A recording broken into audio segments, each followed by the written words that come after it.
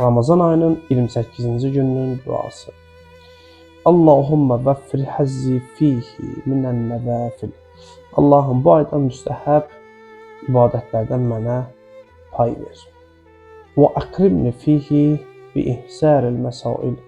Məni istəklərimi həyata keçirməkdə şərəfləndir.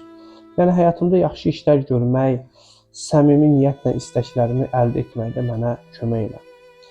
Və qarrib fihi vasiləti iləykə min beynəl vəsail. Vasitələr içində sənə tərəf olan vasitəmi mənə yaxınlaşdır. Yəni yaxşı işlərim, ibadət və dualarım sənə yaxınlaşma vasitəsi olsun. Ya mən la yəşğəluhu ilhahul mulahhin. Ey o kəs ki, israr edənlərin israrları belə onu başqalarından yayındırmaz.